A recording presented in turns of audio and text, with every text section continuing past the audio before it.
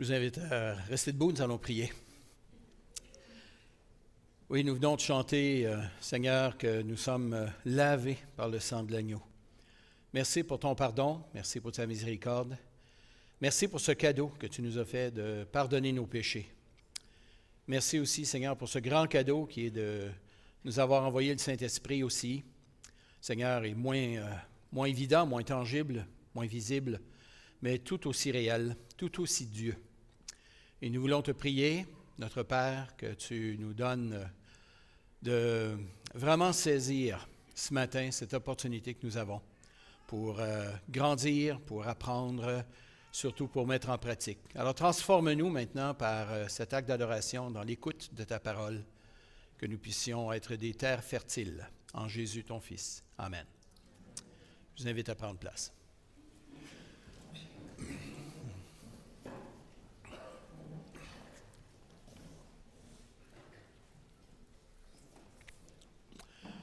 Je vous invite à prendre votre Bible dans les Actes des Apôtres. Nous allons lire la suite de ce que Claude François nous a lu. André, la semaine dernière, vous a présenté Acte 1, que j'ai pu voir en partie en direct et en partie en différé, parce que j'étais à Toronto.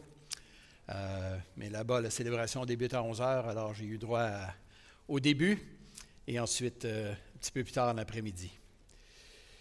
J'enseigne à mes étudiants que lorsque nous lisons la parole de Dieu, j'invite les gens chez nous à être debout. Alors, je vais vous inviter à vous relever. Il se passe quelque chose quand on est debout. Pour entendre la parole de Dieu, ça aide à la rétention. Alors, Acte 2, verset 14, le texte ne sera pas à l'écran. Alors, je vous invite à prendre vos Bibles. Alors, après cette moquerie de la part des gens de la foule qui disaient « ils sont pleins de vin doux », il est dit alors Pierre, debout avec les 11, éleva la voix et s'exprimant en ces termes « Vous, Juifs, et vous qui séjournez, vous tous qui séjournez à Jérusalem, sachez ceci, prêtez l'oreille à mes paroles. Ces gens ne sont pas ivres comme vous le supposez, car c'est la 3e heure du jour, c'est-à-dire 9 heures du matin. Mais c'est ici ce qui a été dit par le prophète Joël, à savoir, dans les derniers jours, dit Dieu, je répandrai de mon esprit sur toute chair. Vos fils et vos filles prophétiseront, vos jeunes gens auront des visions, vos vieillards auront des songes. Oui, sur mes serviteurs et sur mes servantes, dans ces jours-là, je répandrai de mon esprit et ils prophétiseront. Je ferai des prodiges en haut dans le ciel et des signes en bas sur la terre, du sang, du feu et une vapeur de fumée. Le soleil se changera en ténèbres, la lune en sang, avant que vienne le jour du Seigneur, ce jour grand et magnifique. Alors, quiconque invoquera le nom du Seigneur sera sauvé. Fin de la citation. Israélites, écoutez ces paroles.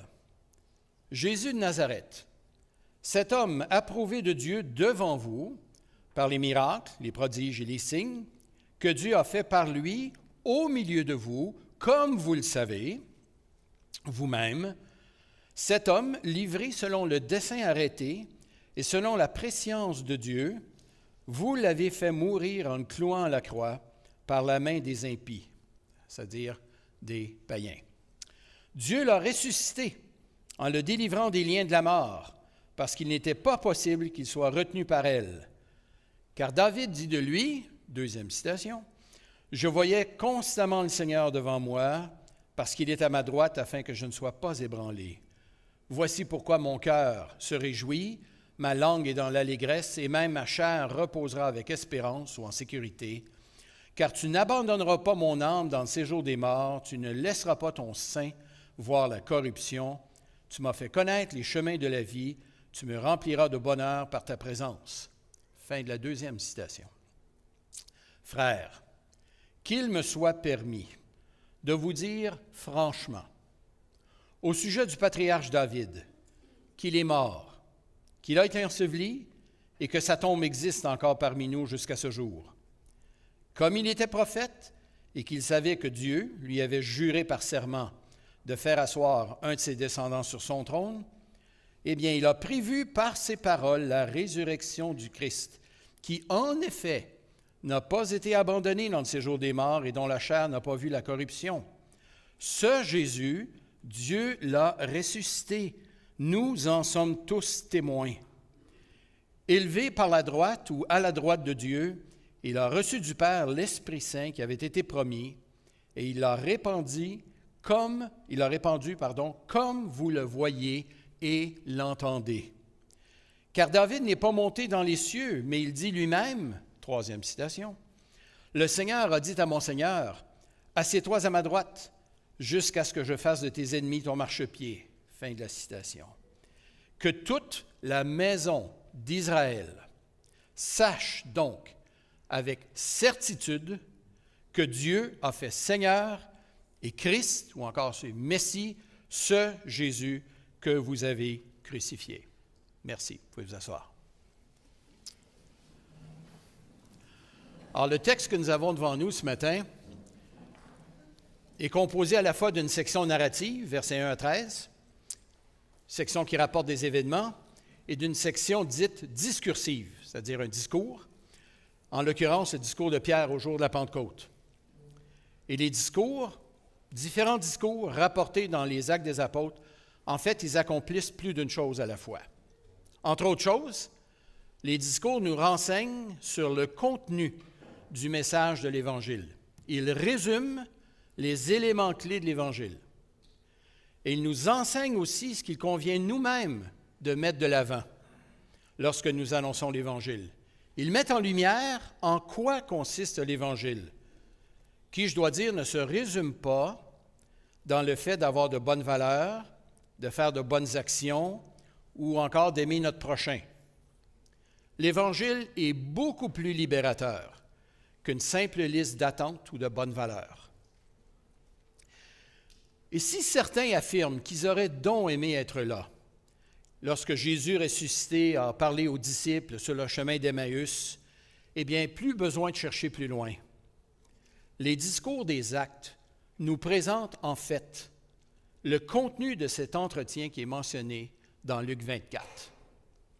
Et au cours de notre série sur les Actes, nous verrons que différents discours d'Actes 1 à 12, soit de Pierre, soit d'Étienne, mettent l'accent sur l'une ou l'autre des composantes de l'Évangile. Elles ne sont pas toujours toutes incluses dans les mêmes textes. Alors, soit que ces textes, ces discours mettent l'accent sur certaines composantes de l'Évangile ou sur les conséquences de cet Évangile dans la vie de ceux et celles qui l'entendent. Il y a des thèmes récurrents, certes, mais aussi certaines particularités propres à tel ou tel discours. Et ce matin, donc, nous abordons le premier discours missionnaire dans les Actes, mais avant cela, un petit peu de contexte historique et théologique.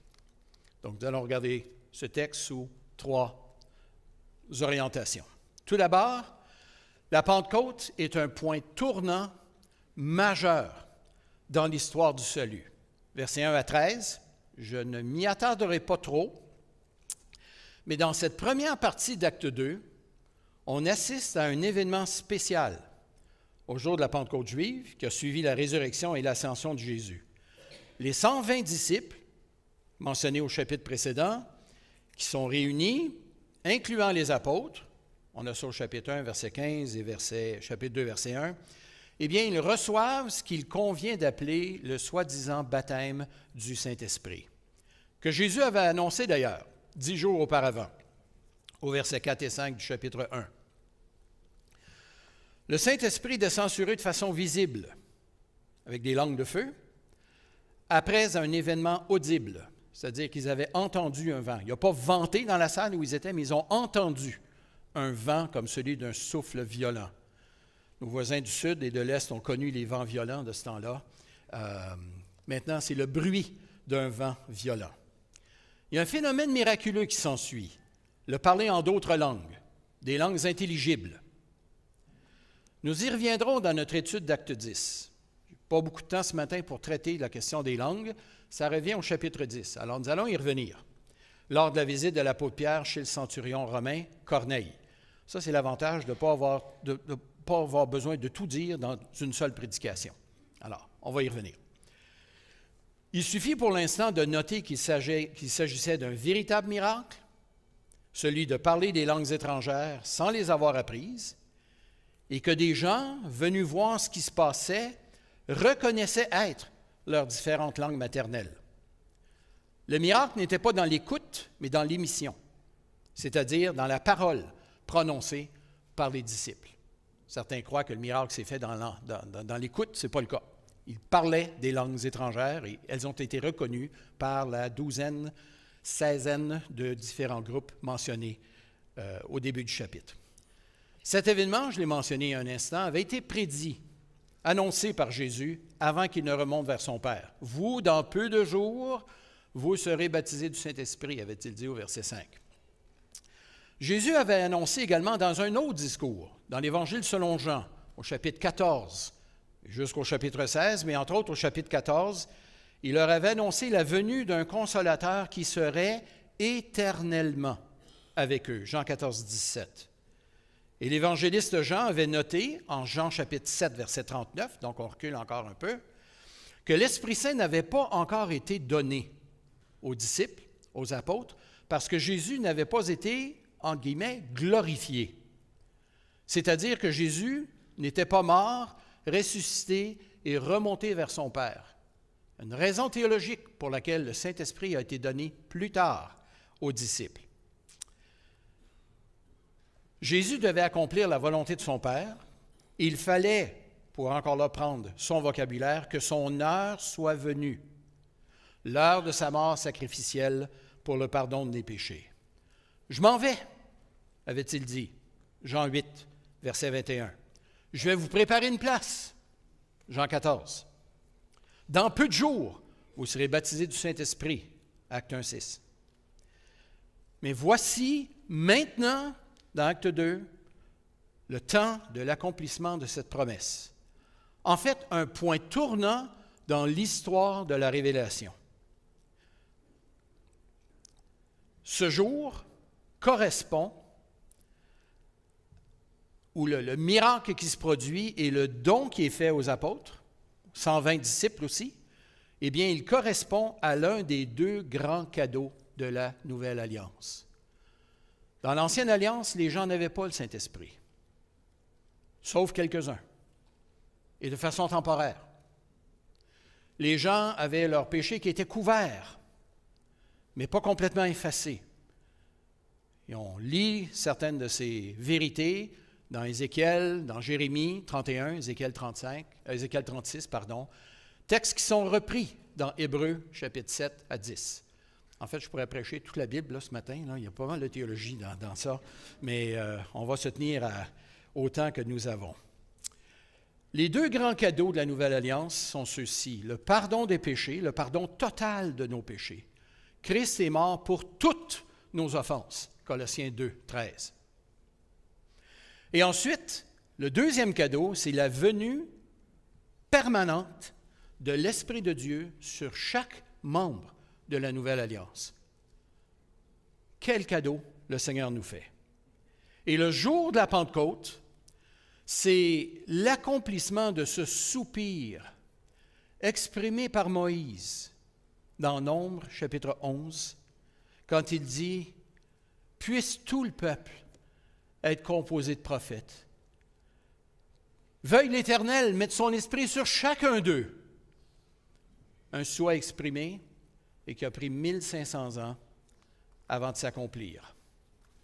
Le pendule de Dieu ne fonctionne pas à notre vitesse. Et les événements du jour de la Pentecôte produisent deux réactions parmi la foule de curieux. D'une part, le bouleversement, la surprise, la perplexité et l'admiration, on l'a lu. Et d'autre part, sans grande surprise d'ailleurs, eh bien, des moqueries de la part des gens qui n'y comprenaient rien, sont pleins de vin doux. Mais les miracles, les paroles de Jésus, les actions de Jésus avaient divisé les foules de son propre ministère, lors de son propre ministère.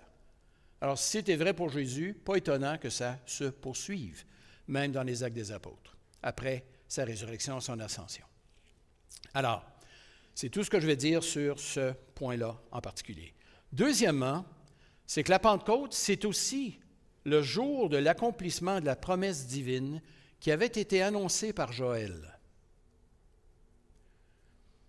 Je désire prendre quelques instants ici pour faire quelques remarques à propos du début du discours de l'apôtre Pierre, donc les versets 14 à 21 à peu près. Pierre affirme 4 réalités importantes pour notre compréhension théologique sur la manière de mettre ensemble l'Ancien et le Nouveau Testament. Je vous ai dit que les discours faisaient plus d'une chose, alors on est en pleine théologie en ce moment-là. Tout d'abord, Pierre dit, verset 16, « C'est ici ce qui a été prophétisé par le prophète Joël. » C'est là l'accomplissement historique des paroles prononcées par Joël. Joël chapitre 3, versets 1 à 5, si vous avez une colombe, si votre texte suit la numérotation telle qu'on la trouve dans d'autres Bibles, c'est chapitre 2, versets 28 à 32. Ensuite, 3, 1 à 5, puis ensuite, chapitre 4, qui équivaut à chapitre 3 dans nos anciennes Bibles. Alors, c'est le même texte, juste une numérotation qui change un peu.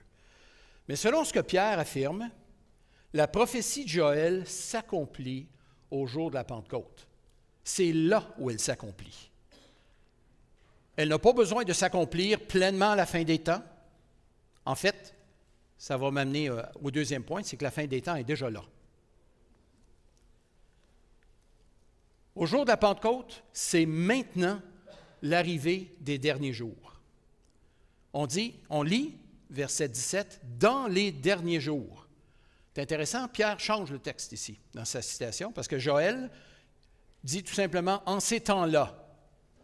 Il fait référence aux derniers temps, mais Pierre précise, selon sa compréhension de ce qui se passe, dirigé par l'Esprit de Dieu, et Luc note ces choses, à savoir que les derniers temps, les derniers jours, ont lieu à la Pentecôte. Ils commencent à la Pentecôte. Il ne s'agit pas simplement d'un accomplissement partiel de quelque chose qui est encore à venir au 20e ou au 21e siècle. La prophétie de Joël s'accomplit lors de ces derniers jours déjà arrivés au 1er siècle. Les derniers jours ne se situent pas au 20e ou au 21e siècle, mais au 1er siècle.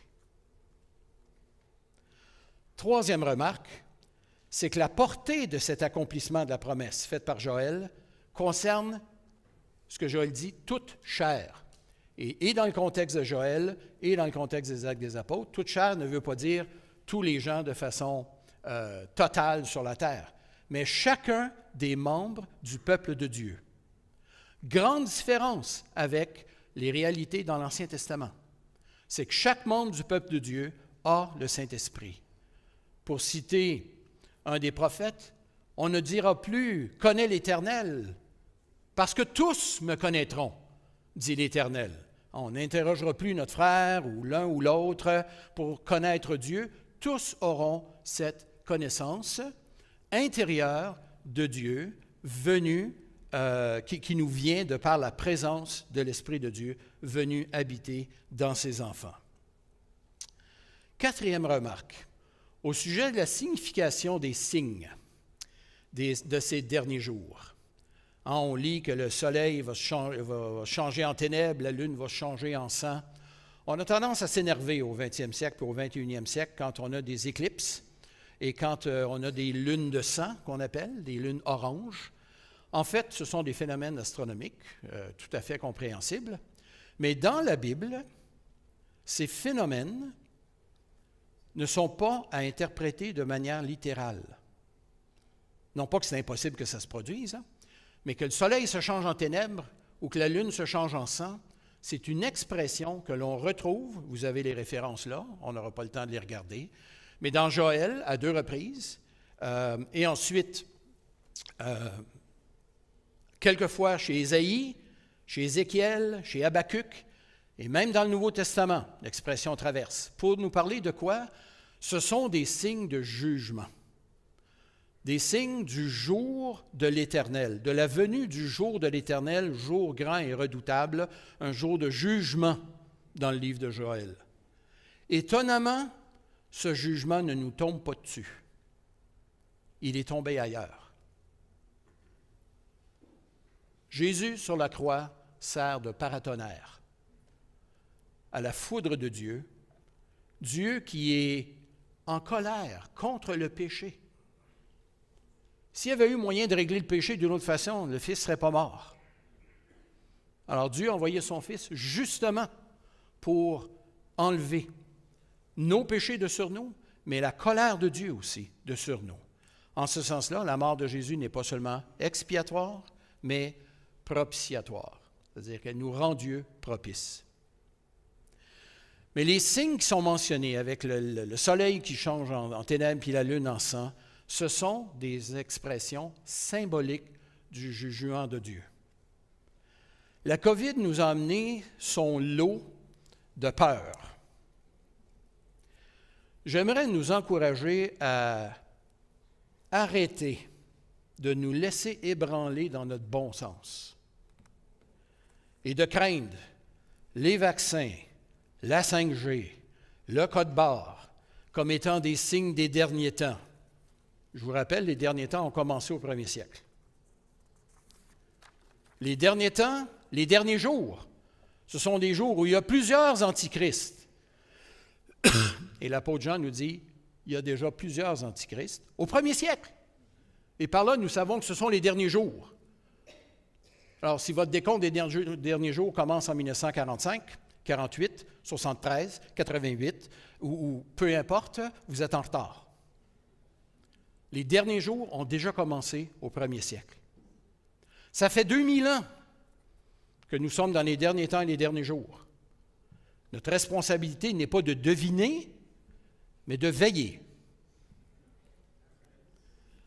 Alors, à la lumière du Nouveau Testament, frères et sœurs, notre eschatologie, notre doctrine des choses les dernières, doit être libératrice et non pas alarmiste, perturbatrice, agitatrice, intimidatrice, complotiste. Vivement la fin de la peur et vivement une sainte attente du retour du Seigneur. On en a besoin. Troisièmement, la Pentecôte, c'est aussi le jour où Jésus est hardiment, ou avec confiance, il est hardiment proclamé Seigneur et Messie, versets 22 à 36. Nous voilà donc arrivés au cœur du message de Pierre. Et j'aimerais m'attarder ici à deux réflexions par rapport à ce texte. La première, c'est que dans ce premier discours missionnaire, Pierre résume les éléments clés du ministère de Jésus. Et on s'aperçoit que s'il est là, l'Évangile. D'abord, verset 22, il nous parle de quoi?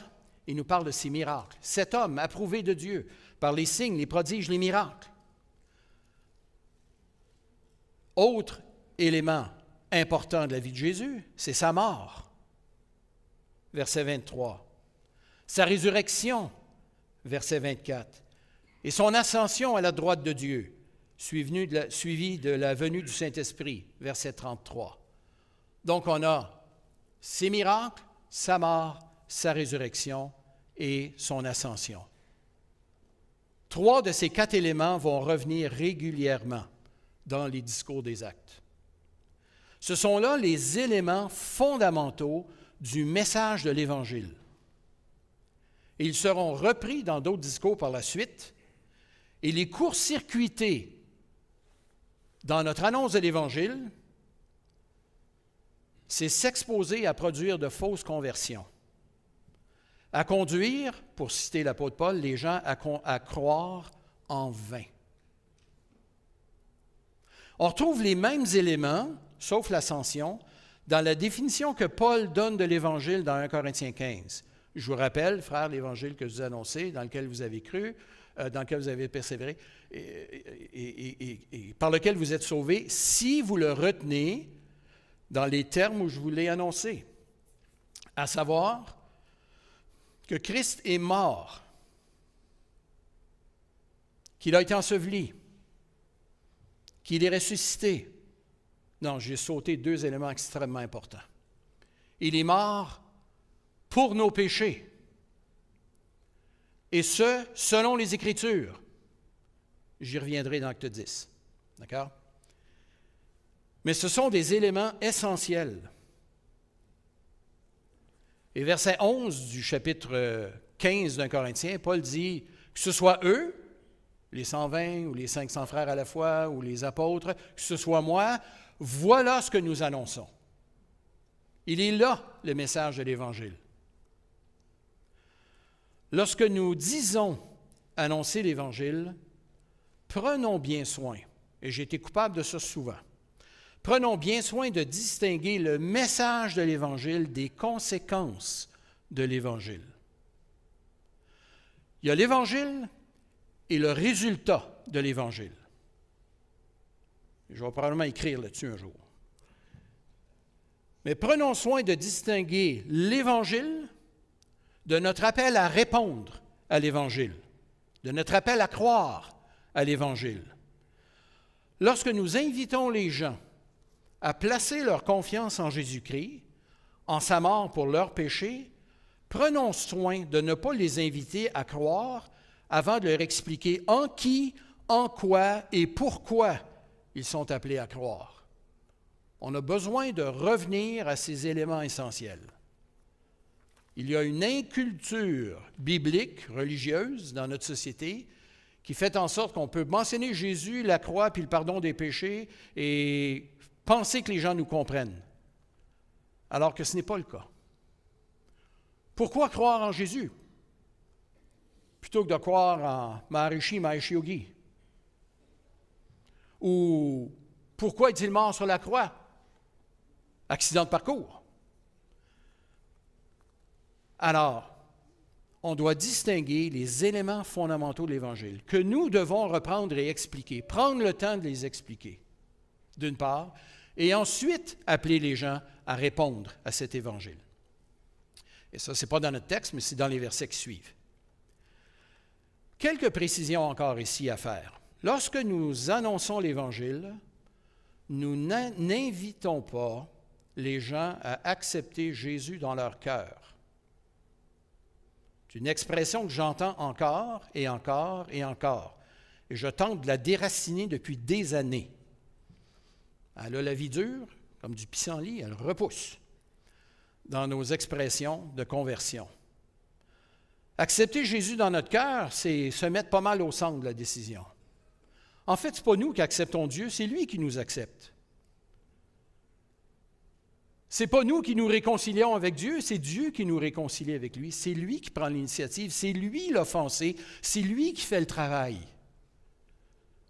Alors, je ne suis pas là pour accepter Jésus dans mon cœur, comme je devrais accepter un lecteur de nouvelles. Non, je suis là pour plier le genou devant lui, courber l'échine, rendre les armes. C'est lui qui nous reçoit. Alors, c'est une expression d'accepter Jésus dans son cœur. Elle ne se trouve pas dans la Bible. Le plus près que l'on vienne de ça, c'est Jean 1,12, à ceux qui l'ont reçu, ou Colossiens 2,6, comme vous avez reçu le Seigneur Jésus-Christ. Alors, on trouve l'expression « recevoir Christ », mais régulièrement, ce que l'on trouve, c'est plutôt la vérité inverse, à savoir que c'est Dieu qui nous reçoit, c'est Dieu qui nous invite. Oui, on doit aller à lui, oui, on doit prendre cette décision, sans aucun doute. Mais notre conversion ne repose pas sur notre décision.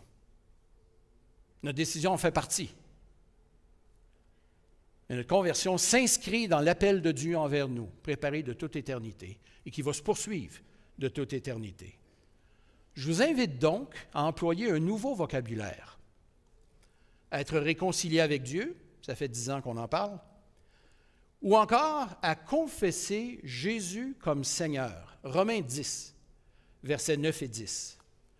Si tu confesses de ta bouche Jésus comme Seigneur, ou le Seigneur Jésus, je pense que ça serait mieux traduit, Jésus comme Seigneur, et si tu crois dans ton cœur que Dieu l'a ressuscité d'entre les morts, tu seras sauvé. On est appelé à amener les gens à confesser Jésus-Christ comme leur Seigneur et non pas de l'accepter. En fait, c'est de venir devant lui et de lui demander de nous accepter, de recevoir son pardon, certes, mais de confesser Jésus comme notre Seigneur. Et ça, les gens, si certains d'entre eux sont à l'aise de recevoir Jésus dans leur vie, le confesser comme Seigneur, ça, c'est une autre paire de manches. C'est plus difficile. Et je pense qu'on se rapproche un peu plus du cœur du message de l'Évangile. Alors ça, c'est la première chose, à savoir que Pierre présente les éléments clés du ministère de Jésus. Mais deuxièmement, ce qui a attiré mon attention en travaillant ce texte cette semaine, c'est l'assurance, la hardiesse avec laquelle Pierre s'adresse au peuple. En lisant le texte, je me disais, je le connais, je travaillais pendant 1 an et demi sur ce texte-là à un moment donné, pour un mémoire de maîtrise. Qu'est-ce qu'on peut en tirer de nouveau? Et ce qui m'a frappé, ça a été la hardiesse de l'apôtre Pierre.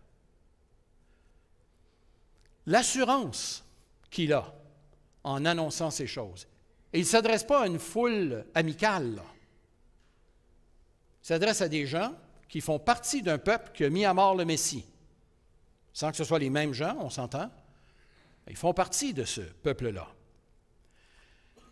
Et comment Pierre peut-il annoncer hardiment, comment est-ce que ça transpire dans le texte? Ça transpire de deux manières. La première, c'est que Pierre, pour chacun des éléments clés du message de l'Évangile, il va dire que Dieu se tient derrière chacun de ces éléments. Par exemple, lorsqu'il parle des miracles de Jésus, il va dire au verset 22, « Eh bien, cet homme est approuvé de Dieu par des signes, prodiges et miracles. » Dieu est approuvé, Jésus est approuvé de Dieu par ces signes, prodiges et miracles.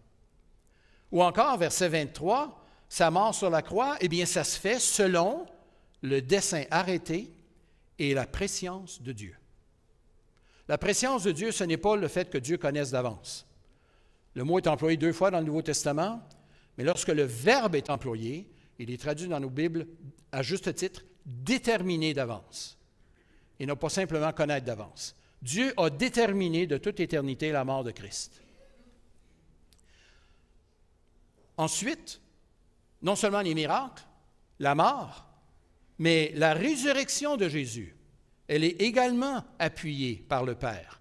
En fait, Dieu avait annoncé la résurrection de Jésus, ou du Messie, par le prophète David, d'où les citations du psaume 16 et une allusion aussi au psaume 132, du fait que David était prophète et il savait que Dieu lui avait juré par serment de faire asseoir un de ses descendants sur son trône.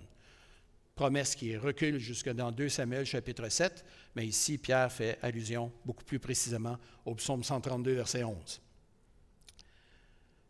Donc Dieu avait annoncé d'avance par David la résurrection de Jésus.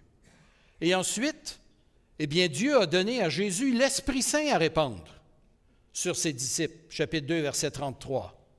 Élevé à la droite de Dieu, il a reçu du Père, Jésus a reçu du Père l'Esprit et il l'a répandu. Encore Dieu est impliqué, Dieu le Père est impliqué dans ça. Et finalement, le fait que Jésus s'est assis à la droite de Dieu, ça aussi, ça a été annoncé par les Écritures. Psaume 110, le Seigneur dit à mon Seigneur, assieds-toi à ma droite, jusqu'à ce que je fasse de tes ennemis ta marchepied. Alors, le ministère terrestre de Jésus, sa vie, sa mort, sa résurrection, son ascension, ne sont pas des accidents de parcours. Ils ont été dirigés par Dieu et ils sont l'accomplissement de la volonté divine annoncée des siècles auparavant. Alors ça, c'est la première façon dont la hardiesse de Pierre s'exprime. Soulignant que Dieu est derrière chacune de ces parties importantes de la vie, du ministère, de la mort et de la résurrection de Jésus. Mais la hardiesse de Pierre s'exprime aussi d'une autre manière. Et ça, c'est les verbes qui sont employés puis les adverbes. Bon, je ne ferai pas de cours de grammaire ce matin, non?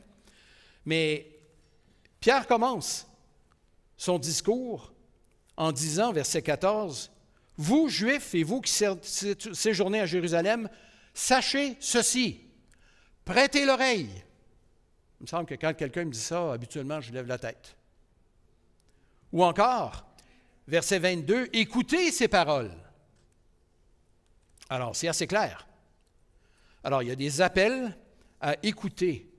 Mais ensuite de ça, Pierre va souligner que les événements qu'il rapporte dans le ministère de Jésus ont été faits au vu et au su de tous. Comme vous le voyez, verset 23. Comme vous le voyez, verset 22, ont été faits au milieu de vous, comme vous le savez vous-même. Ensuite, il va parler du dessein arrêté de Dieu, la présence de Dieu. Mais ensuite, verset 29, il renchérit, « Frère, qui me soit permis de vous dire franchement. » Ça n'a pas exactement la même connotation qu'en québécois quand on dit « franchement ». Mais ici, franchement, ça veut dire avec hardiesse. C'est le même terme. Avec assurance. Qu'il me soit permis de vous dire avec assurance que David, si on pensait que le psaume 116 parlait de David, David est mort, il a vu la corruption, son tombeau est là-bas, vous pouvez aller le voir, nous dit l'apôtre Pierre. Mais il y en a un dont le tombeau n'est pas resté rempli. Il est vide.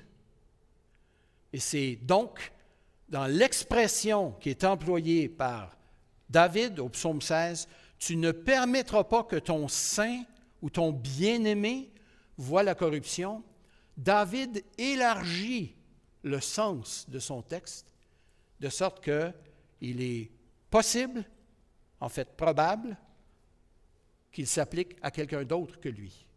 Psaume 116 nous exprimait la certitude que David avait de ne pas mourir avant son temps et que sa communion avec Dieu se poursuivrait pour l'éternité. Dans un sens typologique, il annonce la résurrection du Messie qui s'accomplit maintenant littéralement dans la personne de Jésus. Jésus ne voit pas la corruption. Et Pierre précise au verset 32 que lui et les autres disciples ont été témoins de la résurrection de Jésus. Nous en sommes tous témoins. Et il rajoute, vous le voyez, il l'entendez, verset 33. Alors, le ministère de Jésus, sa mort, sa résurrection, non seulement ce ne sont pas des accidents de parcours, mais ce ne sont pas des fables habilement conçues, comme il est dit dans 2 Pierre. Ces événements ont été attestés visiblement, publiquement, avec assurance au milieu des Juifs.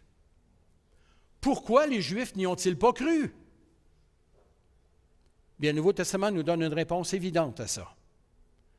Ce peuple a décidé de rejeter le Messie. Pourquoi? Jean chapitre 3 nous le dit. Ils ont préféré les ténèbres à la lumière. Si les gens rejettent l'Évangile, ce n'est pas faute d'évidence, mais à cause de l'endurcissement de leur cœur et de leur mauvaise conscience. Les gens préfèrent les ténèbres à la lumière parce que leurs œuvres sont mauvaises. Jean 3, verset 19. Il y a un élément moral fondamental dans la foi. On peut discuter de midi à 14 heures avec des gens, leur amener des évidences historiques. Si Dieu ne touche pas leur cœur et s'ils ne sont pas prêts à se repentir, peu importe les arguments, ça ne les convaincra pas. La foi chrétienne ne manque pas d'évidence, mais elle dérange les consciences. Je répète, la foi chrétienne ne manque pas d'évidence, mais elle dérange les consciences. La moralité est impliquée dans la connaissance. Et la foi chrétienne ne manque pas d'évidence, mais elle dérange les consciences. Difficile d'embrasser le christianisme quand on vit dans son nombrilisme et son égocentrisme. En guise de conclusion, les éléments clés de l'Évangile, sont contenus dans cette prédication de Pierre à la Pentecôte. La vie de Jésus, ses enseignements, tout ça, seront repris dans d'autres discours. Mais ici, on a ses miracles. Ensuite, sa mort, sa résurrection, son ascension à la droite de Dieu, le fait qu'il répand le Saint-Esprit. Ce sont des éléments clés dont nous devrions nous inspirer lorsque nous annonçons l'Évangile. Avant d'amener les gens à croire, encore faut-il les amener à savoir pourquoi croire et en qui croire. Reconnaissons aussi qu'il y aura toujours des moqueurs. Ils sont pleins de vin doux. Ça, c'est les premiers d'une longue série de gens qui vont être les moqueurs à travers l'histoire. Il va toujours y en avoir des moqueurs, des railleurs, des aboyeurs. Et notre société n'en manque pas. Mais il y aura aussi des gens dont le cœur sera touché et qui confesseront Jésus comme Seigneur. Si on lisait les versets 37 à 41, les gens ont le cœur vivement touché et ils viennent et ils disent « Que ferons-nous » Alors là, on a la réponse à l'Évangile. Alors, je termine en disant qu'au marché contemporain des valeurs, confessons hardiment Jésus comme Seigneur. Que le Seigneur vous bénisse.